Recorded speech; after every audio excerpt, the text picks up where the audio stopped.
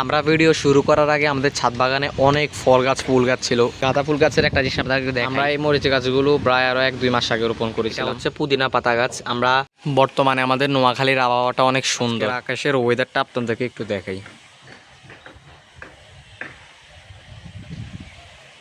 আমি কালকে মোবাইলে একটা ভিডিও ফুটেজ নিয়েছিলাম আকাশের ওয়েদারের, আপনাদেরকে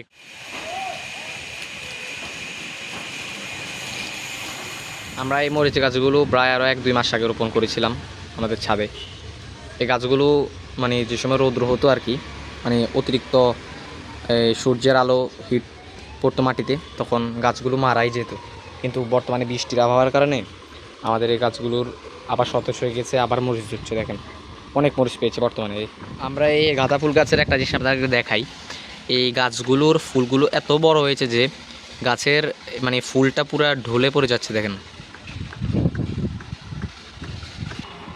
এখানে একটা মানে কয়টা আমি দেখি তো, ধরতে গেলে বড় বড় 4টা এখানে গাঁদা ফুল।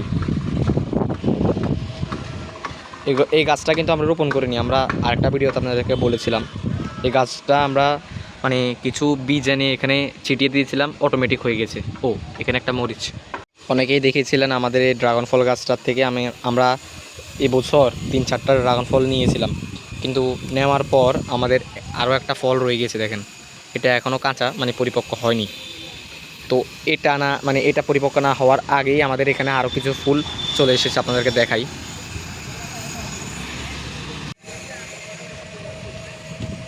এখান দিয়েও আরও কিছু আছে। অনেকেই হয়তো জানেন যে মানে ড্রাগন ফল গাছ ডাল থেকেই তৈরি হয়। আমরা তো নতুন নতুন জানতাম না। তো আমরা 2-3টা ডাল একদিন আমরা এই টবটায় রোপণ করে দিয়েছিলাম, মানে পুঁতে দিয়েছিলাম আর কি। তো দেখি হঠাৎ এই গাছটার থেকে দিন দিন অনেক বড় বড় ডাল তৈরি হচ্ছে। তো আমরা প্ল্যান আছে আর কি, যখন এই ফল মানে এখানের ফলগুলো শেষ হয়ে যাবে, মানে ফলের সিজন যখন চলে যাবে, তখন আমরা কিছু ডাল এখান থেকে কেটে আমরা আরও কিছু মানে টবে রোপণ করে দেওয়ার চেষ্টা করব। আশা করা যায় সামনের বছরে এই ডালগুলোতেও ফল ধরবে। এখানে আমরা যেহেতু টব ছোট, তাই জন্য আমরা একটা টবে 2টা করে ডাল রোপণ করেছি। এখানে 2টা আর ওইখানে 2টা ছিল।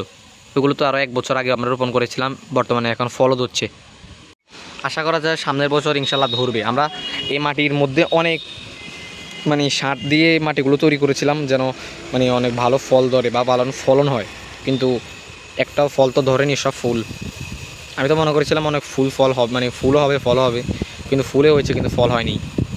আমরা মনে করেছিলাম আমাদের এই নিম গাছটা রৌদ্রের মানে যেহেতু আমরা ছাদের মানে একদম মাঝে রেখেছি, তো গাছটা হয়তো রৌদ্রে মারা যাবে, কিন্তু আমাদের এই গাছটা এখনও পর্যন্ত জীবিত। দেখেন আরও এর থেকে আরও ফুল মানে পাতা আরও বেশি হচ্ছে। দেখেন আজকের ভিডিওটি ছিল এই পর্যন্তই। আমরা আমাদের পরবর্তী ভিডিওতে আমরা আমাদের খামারের ভিডিও নিয়ে আসব, মানে খামারের পুরা খামারটা কিভাবে তৈরি করেছি, কত টাকা খরচ হয়েছে, আমরা টোটাল খরচটা আপনাদেরকে বলার চেষ্টা করব। আজকে ভিডিও পর্যন্তই। সবাই ভালো থাকবেন। আল্লাহ হাফেজ।